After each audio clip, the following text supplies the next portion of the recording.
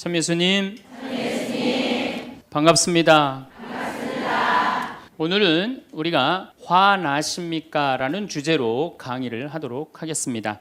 만약에 우리가 인생 살아가면서 이 화만 안 내도 우리 인생이 굉장히 평탄할 것 같아요. 근데 가끔 잘 참다가도 그냥 갑자기 한번 화가 나면은 막 모든 게 막 뒤죽박죽 되시지 않으세요? 저는 이 한국 사회를 보면은 화로 꽉 찬 것 같아.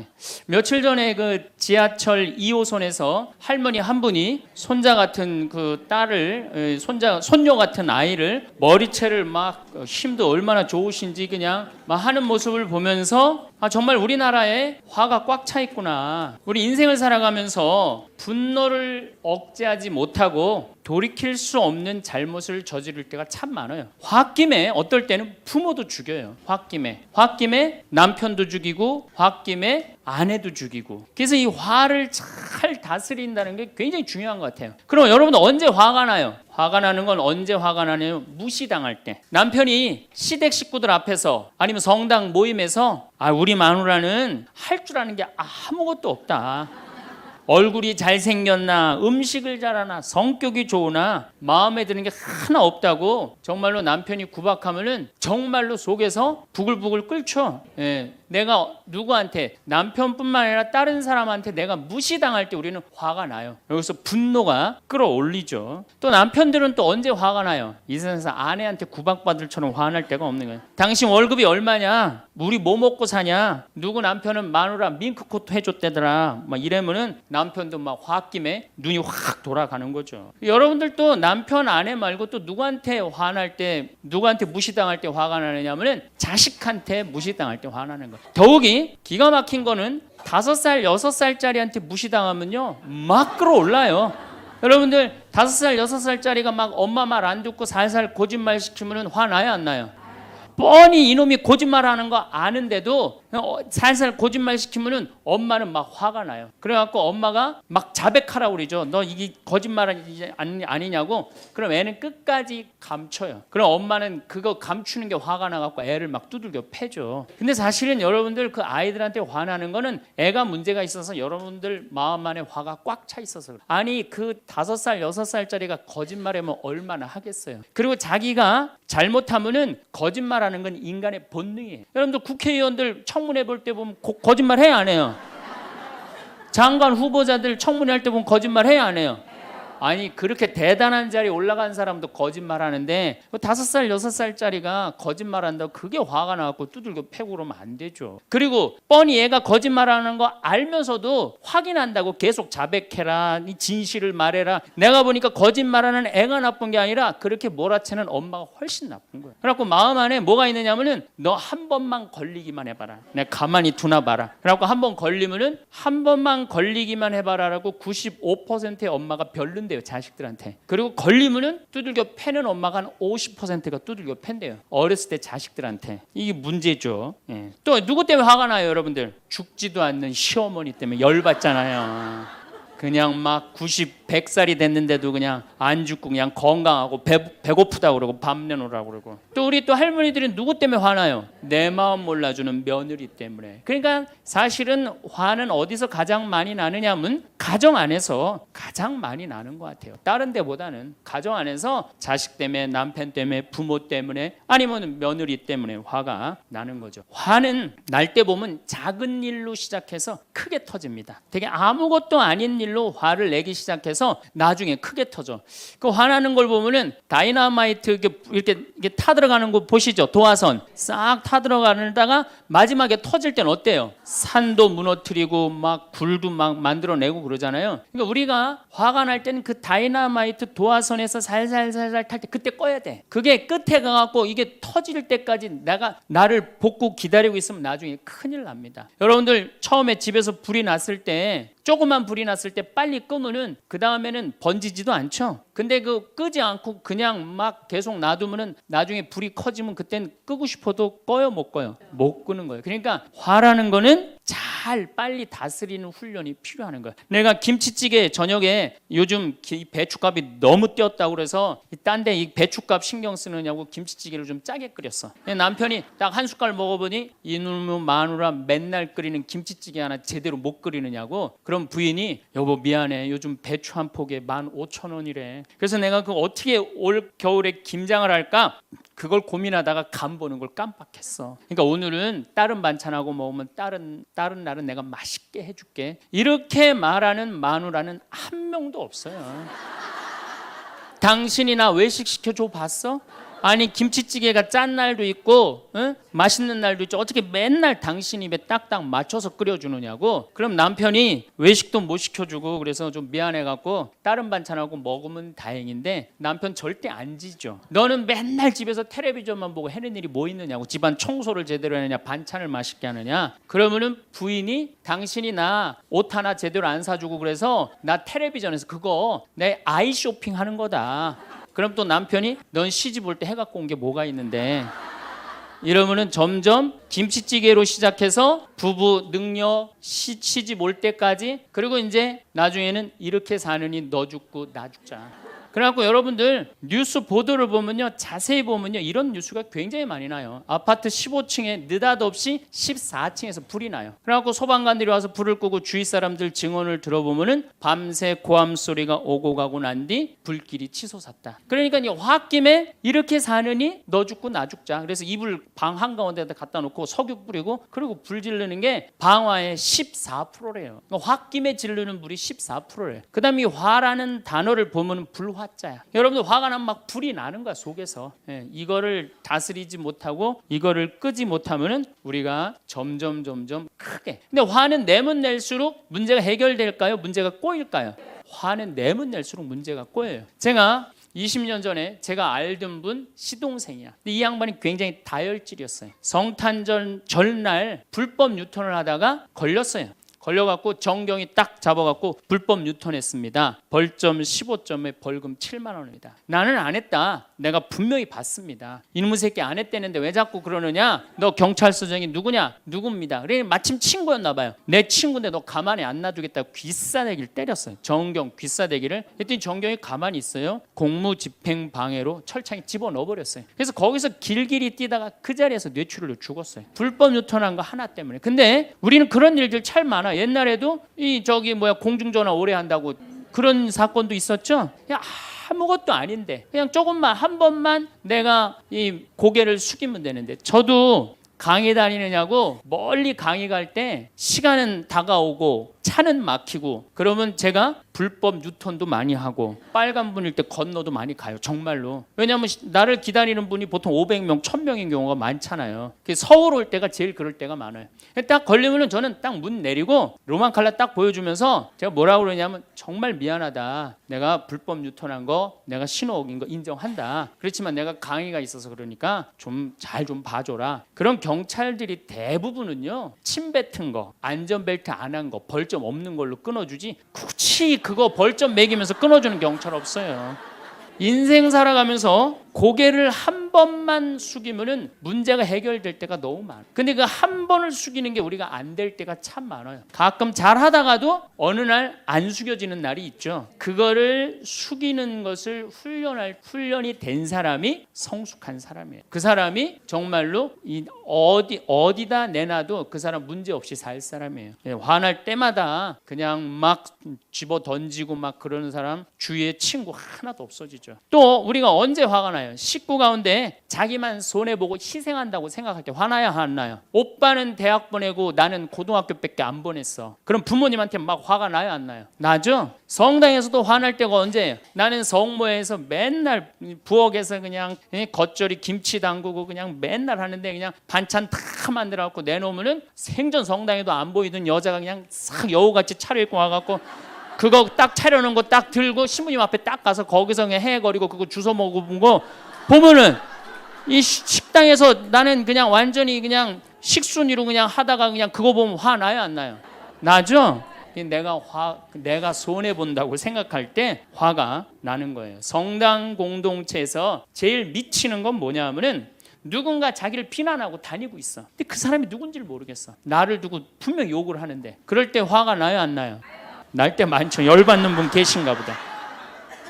내가 시집 가서 내 시동생 어버 키우고 대학 보내고 장가 보내고 시누이도 그렇게 시집 다 내보냈어. 그래갖고 정말로 똥구멍이 찢어지게 가난한 집에 이 집에 와갖고 정말 다 이렇게 하고 다 먹고 살 만큼 해놨어. 그런데 환갑이 됐어. 그래갖고 야, 내가 시집 와갖고 그렇게 잘해줬는데 내 환갑 때 다이아 반지를 해갖고 올 것이냐, 유럽 여행 티켓을 갖고 오실 것이냐 기다리고 있는데 시동생 시누이들이 딱 환갑 때 왔는데 10만 원 봉투에 딱 넣어 갖고 왔어. 그거 보면 열 받아요, 열 안 받아요? 열 무지하게 받죠.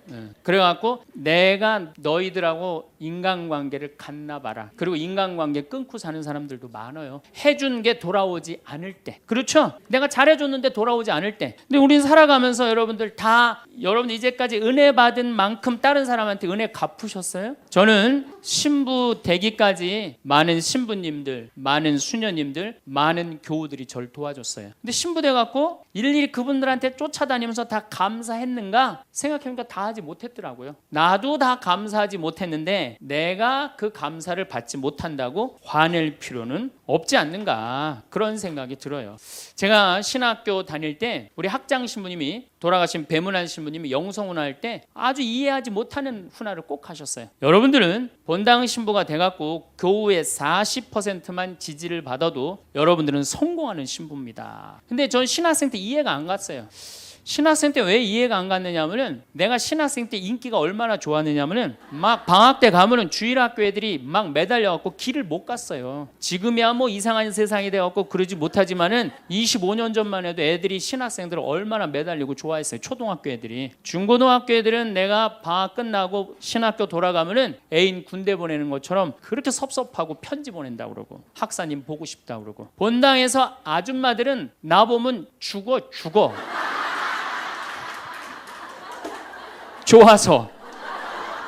그런데 신부가 돼갖고 교우의 40%가 나를 지지해주지 않는다? 신학생 때도 인기가 이 정도라면 본당 신부 돼갖고 인기가 더 높을 거 아니에요. 그래서 신학교 그 영성훈화를 이해를 못했어요. 근데 막상 제가 신부가 되고 보니 교우의 40% 지지받는 거는요, 하늘의 별 따기보다도 어렵더라고요. 왜냐하면은 우리나라 지금 통계적으로 미사 참여율이 25% 나와요. 그러니까 정말로 그 신부님이 지지받는 신부님이다, 제대로 40% 지지받는 신부님이다, 그러면은 교우의 40% 미사 참여율 나와야 될 거 아니에요. 그러니까 교우가 1000명이라면 400명은 나와야 될 거 아니에요. 2000명이라면 800명이라면 나와야 되는데 2000명 중에 800명 나오는 본당 없어요. 2000명이라면 한 500명 정도, 600명 정도 나와요. 많이 나와요. 우리나라 평균적으로. 그러니까 40% 지지받는다는 게 어려워. 예수님은 나 환자 10명 고쳐줬는데 몇 명 돌아왔죠? 1명 돌아왔어요. 그러니까 여러분들 주위에 있는 사람들 10명한테 잘해줬어. 10명한테 잘해줬는데 9명이 돌아오지 않는다고 해서 섭섭할 필요가 없다는 얘기죠. 그러니까 한 명이라도 돌아오면은 다행인 거예요. 그러니까 모든 사람들한테 인정받는 일이 쉬운 일이 아니다. 많은 사람들 화나는 경우가, 어떤 경우가 여러분들 화가 많으냐면 자기가 완전한 사람이라고 생각할 때, 자기 판단이 옳다고 생각할 때, 그걸 옳다고 믿을 때 화가 나요. 많은 분들이 어떤 경우가 있느냐면은 내가 관상 좀 볼 줄 아는데 그 사람 틀렸어. 아니면 내가 관상 좀 볼 줄 아는데 그 사람 진짜 괜찮은 사람이야. 이 중에 관상 못 보는 사람 어디 있어? 50년 60년 살으면은 딱 보면 다 알지. 그렇죠? 그런데 그게 맞는 경우도 있고 틀리는 경우도 참 많아요. 근데 우리는 어떤 착각을 갖고 있냐면 내가 적어도 판단하는 건 맞다고 생각해요. 다 여기 저를 포함해서 여러분들 모두가 그런 생각을 해요. 근데 그게 허물어졌을 때 화가 나는 거예요. 그게 허물어졌을 때. 제가 지난달에 뉴욕에 강의를 갔었어요. 퀸즈 성당이라는 데서 강의를 했는데 교우들이 진짜 많이 나왔어요. 정말로 꽉 찼어요. 강의를 하는데 정말로 반응이 아주 좋더라고요. 이 강의가 끝나고 이제 본당 신부님하고 사제관을 올라가는데 따라오는데 이게 한국 사람이 안 따라오고 미국 여자가 따라오는 거예요. 미국 여자가 따라와갖고 그러는 거예요. 신부님, 자기가 신부님 강의를 한국말을 잘 못 알아들어서 잘 알아듣지는 못하지만은 너무 감동을 받았다고. 신부님은 정말로 하느님의 사람이라고. 나는 듣다 내 강의를 정말로 감동 받다 못한 미국 여자까지 내 강의를 감동을 받는구나.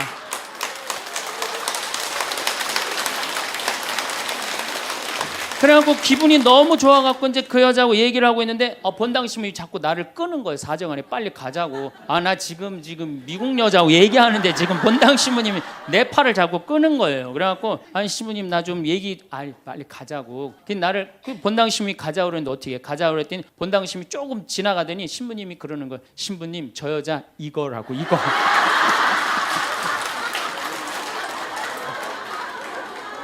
한국에서 강의만 오면은 강의 오는 신부님한테 쫓아다니면서 저런다고. 난 내가 강의 잘해갖고 그런 줄 알았더니 쫓아와갖고 그냥. 내가 성당 봉사한다고 해서 모두가 나를 알아봐 줄 거라고 착각해서는 안 됩니다. 성당에서 열심히 봉사하는 우리 형제 자매님들 가운데 요셉 형제 없으면 우리 성당 쓰러져. 마리아 자매님 없으면 우리 성모에 없어져. 우리 데레사 자매 없으면 성가대 없어져. 그 말 믿지 마세요. 없어져도 성당 잘 돌아가요. 성가대에서 데레사 자매 빠져도 오히려 더 잘 돼. 그러니까 내가 그렇게 대단한 인정을 받는다고 내가 그런 자리에 차지한다고 생각하는 그때부터 내가 불행해지기 시작하는 거예요. 제가 늘 가끔 드리는 말씀이지만은 제가 작년 5월 달에 서울 오금동 성당에 강의 갔어요. 강의를 갔는데 그때도 막 많이 모였어요. 여러분들만큼. 그때는 베드로 얘기를 했어요. 베드로가 여러분들 굉장한 분이에요. 만약에 예수님한테 베드로가 없었다면 예수님이 없을 정도로 베드로는 예수님한테 절대적인 존재였어요. 막 그런 얘기를 막 하고 막 그러는데 교우들이 반응이 대단히 좋았어요. 그래서 이제 강의 1강의가 끝나고 쉬는 시간이 됐는데 22년생 할머니야. 머리가 하얀 할머니가 자기가 돌아가신 추기경 형님하고 동갑이라는 거예요. 근데 추기경 형님 항상 자기하고 친한데 동창이라고 그랬다는 거예요. 추기경 형님, 김수환 추기경 형님이. 근데 자기는 그때 할머니가 88살 정도 됐던 걸로 기억이 나요. 88년 동안 살면서 이렇게 훌륭한 신부님 강의 처음 들었다는 거예요. 이야, 내가 정말로 인기가 많은가 보다. 그래갖고 할머니가 신부님 손을 한 번만 잡으면 죽어도 여한이 없다는 거예요. 이제 이 나이에. 그래서 할머니 감사합니다. 그리고 할머니 손을 잡았는데 이 할머니 하시는 말씀이 난 오늘 우리 차동엽 신부님 손을 잡아서 죽어도 여한이 없다는 거예요. 차동엽 신부님 손을 잡아서.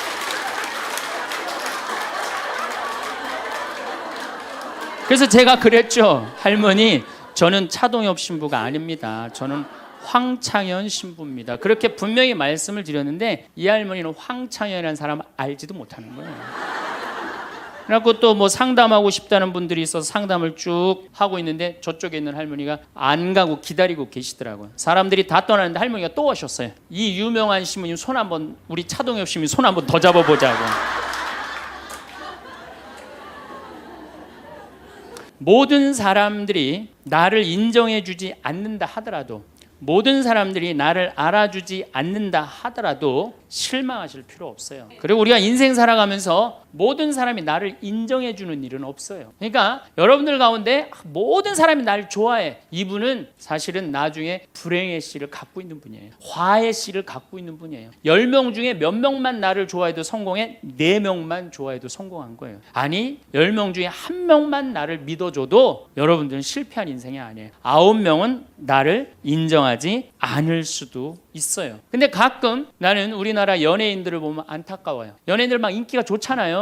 인기가 좋은데 막 따라다니잖아요. 막 따라다니는데 그 연예인들 따라다니는 사람들을 보면은 많이 따라다녀 500명, 1000명이야. 그러면은 국민의 5천만 명의 국민 중에 1000명 따라다니는데 그 1000명 속에서 자기가 인기가 완전히 있는 줄 아는 거예요. 완전히 그 1000명 속에서 파묻혀갖고 4999만 9천명은 그 사람이 누군지도 모를 수 있어요. 그렇지 않아요? 여러분들 요즘 연예인들 막 때로 나와갖고 뛰어다니고 막 춤추는 거 보면 구분돼요, 안 돼요?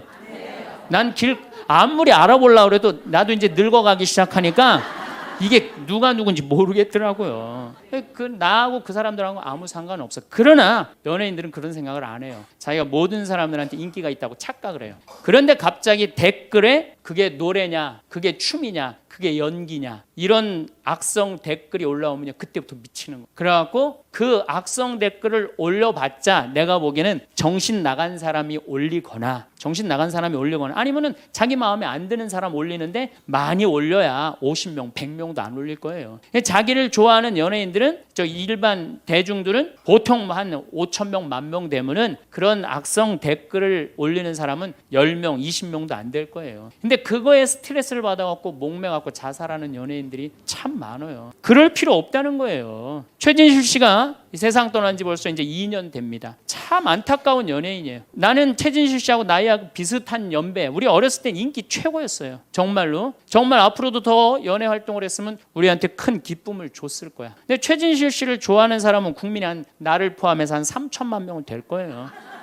근데 최진실 씨가 세상 떠날 때 악성 댓글을 한 사람 4사람밖에 안 돼요. 너무너무 안타깝죠. 그러니까 우리가 살아가면서 여러분들도 여러분들한테 막 나쁜 소리를 하는 사람은 한둘이야. 근데 그 한둘도 내가 보기엔 제정신 가진 사람은 아니다. 그러니까 모든 사람들한테 내가 인정받지 못한다고 그래서 화낼 필요는 없다.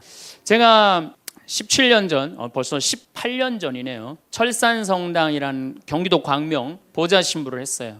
보좌 신부를 했는데 거긴 교우가 14,000명이야. 14,000명. 예비자 교리반을 딱 맡았는데 100명이 딱 있는 거예요. 새로 신부는 됐지. 그냥 교리 교환을 신학교 때 얼마나 공부를 열심히 하고 준비를 열심히 했어요. 100명이 있으니까 기분이 너무 좋더라고. 그래서 그냥 교리를 그냥 얼마나 열심히 했는지 몰라요. 근데 한 달이 지났는데 늘어나도 전찬을 판국에 아니 이게 줄어들기 시작하는 거예요. 90명으로 줄어드는 거예요. 2달이 지났는데 80명으로 줄어드는 거예요. 3달이 지났는데 진짜 딱 반토막이 나더라고. 50명으로. 그랬더니 봉사자들이 맥주하고 안주를 사갖고 와서 나를 위로해 주는 거예요. 신부님 실망하지 말아라. 원래 교리반이 이렇게 어중이 떠중이 다 떠나고 이렇게 오리지널만 3개월 지나면 딱 남는다.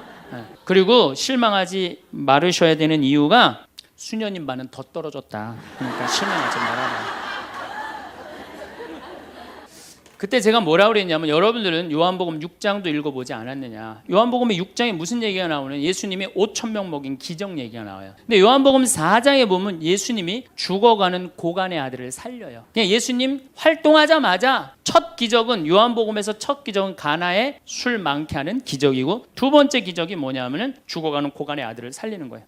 그럼 죽어가는 고간의 아들을 여러분들 본당 신부가 새로 발령받아 와서 내 아들이 암으로 막 죽어가. 근데 신부님이 가정방문 와갖고 내가 안수기도 한번 해볼게. 그래갖고 안수기도를 해줬는데 암으로 막 죽어가려고 그러는 아들이 살아났어. 그럼 그 신부님 인기가 본당에서 어떨 것 같아요? 성당 안 나오던 교우들도 그 신부님 구경하러 다 나올 거 미사 참여에. 예수님 엄청나게 따라다녔어요. 그런데 요한복음 5장에 보면 예수님이 38년 동안 벳자다 연못에서 누워있던 사람을 지나가다가 측은한 마음이 들어서 일으켜 세워요. 근데 신부님 우리 시어머니는 중풍으로 38년 동안 누워있었다고. 그럼 내가 또 한번 안수기도 해볼게. 가서 안수기도 했는데 시어머니가 38년 만에 일어났어. 그럼 본당 신부님 인기는 하늘을 찌르는 게 아니라 하늘을 뚫고 올라갈 거예요. 그 정도로 예수님 인기가 그렇게 좋았어요. 그래갖고 이 사람들이 예루살렘에서 예수님이 그런 기적을 하셨는데 예수님을 갈릴레아 호수까지 몇 명이 따라가느냐면 5,000명이 따라갑니다. 자기네들 스스로 제자라고 그러면서 5,000명이 따라가요. 5,000명이 따라가는데 보니까 3일 동안 이 사람이 밥을 못 먹어. 그러니까 예수님이 빵 5개, 물고기 2마리로 5,000명을 먹여요. 그러니까 당시 유대인들이 뭐라고 그러냐면 우리가 드디어 기다리던 왕이 왔다. 왕으로 억지로라도 모시자. 그래요. 그러니까 예수님이 딱 사라졌다가 저녁에 딱 나타나는데 갈릴레아 호수에 나타나는데 성서에 25에서 30 스타디온 정도 배가 떨어져 있었다고 그랬어요. 그럼 완 스타디온은 얼마냐? 한 200m 정도를 완 스타디온, 한 스타디온이라고. 여러분들 스타디온이 어디서 온 말이에요? 스타디움이라는 스타디움 한 바퀴를 돌고 있습니다. 그러잖아요. 그 스타디움이 성서에서 나오는 스타디온에서 나온 얘기예요. 그러니까 한 스타디온은 한 200m 정도 되는 거예요. 그걸 30 스타디온을 걸었다면은 얼마를 걸은 거냐면은 6km를 걸은 거. 무리를 쫙 미치는 거죠. 사람이 무리를 걸은 거를 보면 미치지 않아요. 만약 여러분들 내가 강의한다고 저 뒤에서 걸어서 안 들어오고 공중부양으로 떠서 쫙 들어온다고 생각을 해봐. 강의할 필요 있어요 없어요? 잠깐 떴다가 그냥 쫙 나가면 그걸로 끝이지. 그러니까 당시의 유대인들은 예수님한테 완전히 반한 거예요. 근데 다음날 예수님이 이상한 말을 해요. 찬물을 확 끼얹어요. 내가 진실로 진실로 너희에게 말한다. 너희가 사람의 아들의 살을 먹지 않고 그의 피를 마시지 않으면 너희는 생명을 얻지 못한다. 그러나 내 살을 먹고 내 피를 마시는 사람은 영원한 생명을 얻고 나도 마지막 날에 그를 다시 살릴 것이다. 내 살은 참된 양식이고 내 피는 참된 음료다. 군중들이 눈이 동그래요. 여러분들은 살 먹고 피 먹는 얘기 하도 많이 들어서 안 이상하죠? 그런데 다른 종교인들이 우리는 예수님 살 먹어, 예수님 피 마셔, 그러면은 어떻게 생각할 것 같아요? 식인종 아니면 드라큘라 둘 중에 하나예요. 예수님 피 먹는 거면. 그러니까 당시의 유대인들이 뭐라고 그러냐면 이 말씀은 듣기가 너무 거북하다. 누가 듣고 있을 수 있겠는가? 그러니까 그러면서 떠나요. 그러니까 예수님이 당신의 말씀을 두고 투덜거리는 것을 속으로 아시고 그들에게 이르셨다. 이 말이 너희 귀에 거슬리느냐? 그리고 성서에 이렇게 우리에게 말합니다. 이 일이 일어난 뒤로 제자들 가운데 많은 사람이 되돌아가고 더 이상 예수님과 함께 다니지 다 떠나간 거예요. 말을 알아듣기 너무 어렵다고. 그러니까 이제 예수님이 이제 딱 12명 딱 남아 있는 거, 어떤 무식한 어부 12이 눈을 동그랗게 뜨고 예수님을 쳐다보는 거예요. 그러니까 예수님이 이때 뭐라고 그러냐면은 너희도 떠나고 싶으냐. 그러니까 이 12마저 떠나면 예수님 완전히 낙동강 오리알 되는 거예요. 이때 대단한 인물이 하나 나옵니다. 누구냐? 베드로예요. 다 떠났음에도 불구하고 의리를 지킨 분이 베드로예요. 당신은 영원한 생명을 주시는 말씀을 가지고 있는데 우리가 어디를 갑니까? 그리고 예수님은 이 12하고만 다니세요. 그리고 요한복음 6장 다음에 7장에는 뭐라고 써 있느냐면은 이들이 예수님을 죽이려 함으로 예수님은 더 이상 공식적으로 돌아다니지 않고 몰래 숨어서 갈릴레아만 다니셨다고 그래요. 그러니까 이 12라고만 그냥 돌아다닌 거 죽이려고 그러니까 피해서. 그러니까 예수님 그렇게 죽어가는 고간 아들 살리고 38년 동안 배짜다 연못에 누워있던 사람 살리고 5천 명 먹이고 생 난리를 쳐갖고 막 5천 명이 따라다니다가 결국은 몇 명 건졌느냐? 12명 건진 거예요. 여러분들 5천 명 중에 12명 건진 예수님이 나요? 100명 중에 50명 건진 제가 나요? 누가 나요? 내가 낫지 않아요? 아니 내가 예수님보다 나은데 뭐 그 예비교 50명 떨어졌다고 실망할 게 뭐 있어. 나는 가끔 한심한 레지오 단장들이 있어요. 신부님 우리 단원이 10명인데 오늘 2명밖에 안 나왔습니다. 그래서 둘이서 울면서 개응을 했습니다.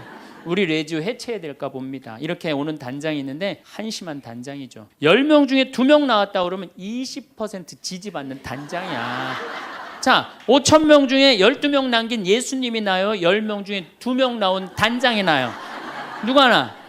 단장이 훨씬 나은 거예요. 또 요즘 우리나라 구역 반모임 활성화를 위해서 굉장히 많이 노력하죠. 근데 많은 경우 반장님들, 구역장님들이 실망해요. 우리 구역이 10세대인데 3세대밖에 안 나온다. 4세대밖에 안 나온다. 이렇게 실망하는 분들이 굉장히 많아요. 그러면은 10세대 중에 3세대나 4세대 나오면은 이건 본당 신부보다 나은 사람이에요. 예수님보다는 뭐 더 난 사람이고 실망할 필요가 뭐 있어. 예수님 뭐라고 그러냐면 너희 중에 단 2-3 사람만 모여도 내가 그곳에 함께 있겠다. 그러면 됐지 뭐 이렇게 욕심이 많아요. 그러니까 여러분들 모든 사람들한테 인정받는 건 쉬운 일이 아니고 인정받으려고 할 때 우리 인생이 피곤해지고 화가 난다 이거예요. 제가 2년 전에 평화방송에 강의를 한 2달 정도 했어요. 많이 한 것도 아니에요. 2달. 그런데 정말로 인기가 대단하더라고. 막 전화가 얼마나 오는지. 특히 천주교 교우들은 의외로 전화를 안 하더라고. 개신교 성도들이 얼마나 전화를 많이 하는지 몰라요. 신부님 너무너무 설교 좋다고. 천주교 교우들은 왜 전화 안 하냐면은 천주교 교우들은 원래 입이 무겁잖아요.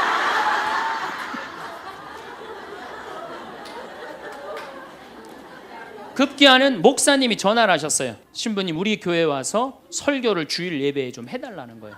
그래서 제가 주일 예배에 가서 설교를 했어요. 그때 이번에는 천안에서 스님이 전화를 하셨어요. 우리 절에 와서 설법을 해달라고. 더욱이 나는 그 주지 스님을 아직도 잊지 못하는데 참 좋으세요. 겸손하시고. 상좌에 앉혀서 제가 설법도 주일날 했어요. 뭐 인기가 뭐 천주교, 개신교, 불교 막 올라가는 거예요. 기분이 끝내줬는데 갑자기 전화가 한 통 왔어요. 평촌에서 사는 할머니야. 근데 이 할머니가 전화를 우리 직원한테 황창현 신부를 바꾸라고 전화가 온 거예요. 근데 문제는 황창현 신부님을 바꾸라는 건 좋은 말 하려고 전화한 거예요. 황창현 신부를 바꾸라는 건 따지려고 전화한 거예요. 전화를 딱 받았더니 당신은 정의구현사재단이냐 딱 그렇게 물어보는 거예요. 그래서 난 정의구현사재단이 아니다 그랬더니 정의구현사재단도 아닌데 왜 운하를 반대하느냐. 우리나라 경제가 살려면 운하를 해야 된다. 젊은 신부가 경제도 모르고 사회도 모르고 정치도 모르는 신부가 방송에 나와서 운하가 안 된다고 1시간 동안 떠들면 되겠느냐. 그리고 당시 수원교구 주보에다가 운하 안 된다고 한 달을 주보에다 써내는데 그 60만 명 70만 명이 있는 주보에다 그런 글을 쓰면 되느냐. 그리고 당신 앞에 행복론 강의도 하나도 재미없었다. 나와서 방송 나와서 강의하지 말아라. 그리고 전화를 탁 끊는 거예요. 제가 기분이 좋았겠어 나빴겠어요? 기분은 나빴지만 그 할머니 때문에 화를 주체하지 못해서 내가 목을 매갖고 자살을 해야 되겠다 이 생각은 안 했어요. 생각이 다 틀린 거예요. 생각이 틀리고 상황이 다 틀린 거예요. 내 강의를 듣는 사람이 10,000명이라면 10,000명 중에 5,000명은 나하고 생각이 같을 수 있어요. 근데 5,000명은 나하고 틀릴 수 있어요. 5,000명이 틀리다고 그 5,000명 때문에 화낼 필요는 없다. 아, 나하고 틀릴 수도 있구나. 이렇게 생각하면은 마음이 편안하거든요. 근데 그런 것 때문에 뭐 화를 내고 열낼 일이 뭐가 있어요. 또 한 번은 내가 노인에 대한 강의를 했어요. 우리 이제 안 죽는다. 우리 이제 100살까지 산다. 110살까지 산다. 그러니까 자식들한테 재산 물려주지 말고 다 여러분 위해 쓰다가 죽어라. 그리고 통장에 얼마만 남기면 되냐? 500만 원만 남겨라. 500만 원만. 그렇게 마음껏 쓰다가 죽을 때는 돌아다니다 지치면은 그냥 죽을 땐 꼴까닥 죽어라. 네, 이렇게 강의를 했더니 정말로 할머니들이 이번에는 전화를 무지하게 하는 거예요. 너무너무 내 노년을 확실히 알려줘서 고맙다고. 이번엔 순천에 있는 할아버지가 전화를 하셔서 신부님 저는 70 먹은 노인인데 침례 교회를 다닙니다. 근데 신부님 강론을 듣고 가슴이 뻥 뚫렸다는 거예요. 내가 남은 인생 30년이나 남았는데 어떻게 살아야 되는지 너무너무 잘 들었다고. 근데 신부님이 다음 주에 이제 돈 다 쓰다가 꼴까닥 죽는 방법을 알려준다고 그랬는데 그 주간에 당신이 어딜 가갖고 못 들었대 내 강의를. 그래갖고 꼴가닥 죽는 방법을 알려달라고 전화를 했더라. 야, 정말로 이 순천의 할아버지도 나한테 전화를 기분이 너무너무 좋더라고요. 근데 하느님은 참 짓궂게도 그 전화 끊자마자 이번에는 저 부산에서 전화가 왔어요. 황창현 신부를 바꾸라고. 전화를 딱 받았더니 당신이 황창현 신부냐고. 내가 황창현 신부라. 당신 요즘 왜 그런 강의를 방송에서 나와서 해서 집안을 평지 풍파를 일으키느냐. 그러니까 내 강의를 듣고 시어머니일 거예요. 시어머니가 내 강의를 듣고 며느리를 불러서 한 소리 한 거지. 나 안 죽는데더라. 너 나 위에서 쓰다가 나 통장에 500만 원만 남길 테니까 나한테 유산 받을 생각 꿈도 꾸지 말아라. 그렇게 이제 얘기를 한 거야. 그러니까 그냥 열받으니까 나한테 전화를 한 거죠. 그런 강의 하지 말라고. 그리고 그 자매는 한마디 더 하더라고요. 당신 강의하는 거 재수 없다고 그랬죠. 내가 그 전화를 받고 기분이 좋았겠어요? 나빴겠어요? 기분은 나빴지만 내가 화가 나고 내 감정을 주체할 정도는 아니었어요. 왜? 상황이 틀리니까. 얼마든지 내가 공격받을 수 있는 얘기를 한 거니까. 그런 다른 의견이 있을 수 있는 거예요. 그걸 일일이 다 대응하려고 그러면요 나중에 내가 어떻게 될 것 같아요? 미쳐요. 미쳐요. 여러분들 요즘 나는 가끔 텔레비전 보면서 총리들도 대통령도 막 신발 막 던지고 막 결함 막 던지고 그러잖아요. 대통령한테도. 우리가 남이 나한테 평가하는 게 전부는 아닙니다. 자기 소신, 자기 확신, 자기 멋이 있으면은요 누가 뭐라 그래도 별로 거기에 흔들리지 않아요. 근데 그냥 남들 말에 막 귀 기울이고 그냥 거기에 신경 쓰는 사람은 조금만 뭐가 있어도 화를 내고 자기를 주체하지 못하는 거예요. 루카복음 9장 51절을 보면 예수님이 사마리아를 통해 예루살렘으로 올라가려고 할 때 사마리아 사람들이 예루살렘에 간다는 이유로 예수님을 거부해요. 들어가지 못하게 동네를. 그 동네로 지나가면 지름길로 갈 수 있는데 그러니까 야고보하고 요한이 열받아갖고 뭐라 그러냐면 하늘에서 불을 내려다가 살러버릴까요? 얼마나 열받았으면은 하늘에서 불을 내려다가 살러버릴까요? 그래요. 근데 예수님은 이 둘을 꾸짖고 돌아가세요. 예수님도 돌아가는데 우리가 화가 난다고 그냥 열 지르는 사람마다 전부 다 정면 돌파할 필요는 뭐가 있어요? 그렇지 않겠어요?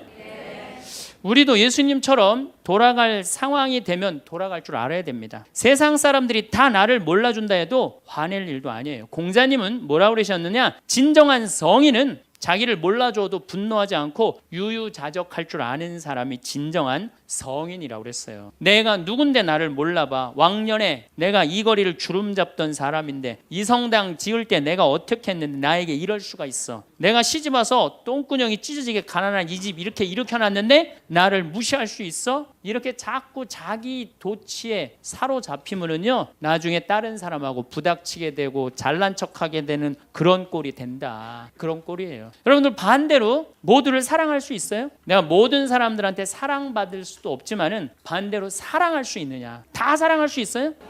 쉽지 않죠? 내가 본당 신부 해보니까 다 사랑하는 사람이 있긴 있더라고요. 누가 다 사랑하느냐면 머리에 꽃 꽂은 여자가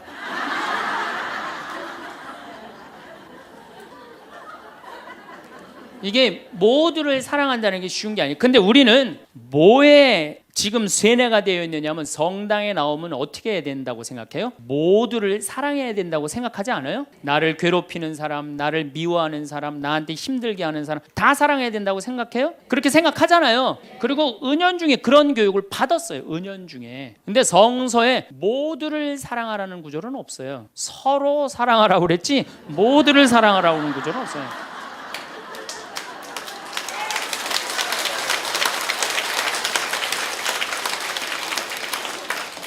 그러면은 이 모두를 이 사랑하는 게 얼마나 어려우느냐 요 얘기만 하고 다음 시간에 얘기하도록 하겠습니다. 사람은요 동그란 사람이 있고 네모난 사람이 있고 세모난 사람이 있고 별난 사람이 있어요.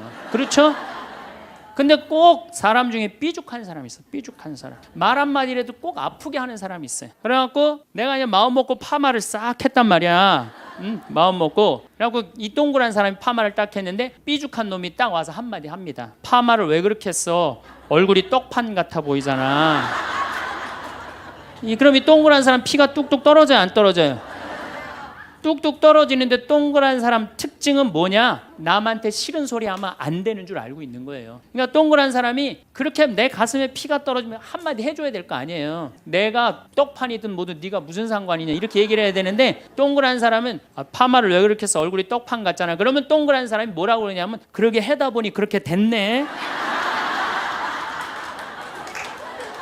그리고 어디 가서 울기 시작하냐면 성당에 가서 울기 시작하는 거예요. 예수님, 저 삐죽한 여자가 나보러 떡판이래요. 근데 예수님 당신이 정말로 십자가에서 참고 인내하고 용서하고 사랑했으니까 나도 참고 용서하고 인내하고 사랑할게요. 그래갖고 그냥 겨우 어떻게 주체할 수 없는 걸 다스려갖고 고해성사를 봤어. 고해성사를 봐갖고 용서를 했어. 자기하고 예수님하고 신부님하고는 화해를 했는데 그 삐죽한 사람하고는 화해했어 안 했어요? 삐죽한 사람은 찔렀는지도 모르고 몰라요. 그 사람 피가 흐르는지도 몰라요. 그런데 더 동그란 사람 미치는 건 뭐냐면 그렇게 찔러놓고 딴 데 가고 막 헤거리고 또 수다 떨면은 동그란 사람이 속으로 무슨 생각이 들어요? 넌 웃음이 나오니? 난 지금 피가 뚝뚝 흐르는데. 가을이 돼갖고 그냥 마음 먹고 성당을 나왔는데 삐죽한 놈이 동그란 사람한테 한마디 또 합니다. 아니 요즘 남편이 돈 못 벌어? 옷을 왜 이렇게 후줄구리하게 입고 다녀? 그러면 또 피가 뚝뚝 떨어지는 거야. 이 동그란 사람 여러분들 삐죽한 사람 만나야 돼 만나지 말아야 돼? 만나면 안 돼요. 이 삐죽한 놈 누구 소개시켜줘야 되냐면 별난 놈 소개시켜요. 별난 놈. 찔러도 안 나오는 별난 놈, 이런 놈 소개시켜줘야지 어떻게 모두를 사랑할 수 있어요. 그거는 불가능한 얘기예요. 모두를 사랑한다는 거. 그러니까 여러분들 오늘 이후로 나는 모든 사람을 사랑할 것이다. 그러면 나중에 누가 망가지냐면 내가 망가져요. 모두를 사랑하면서 자기가 완전히 망가지는 거예요.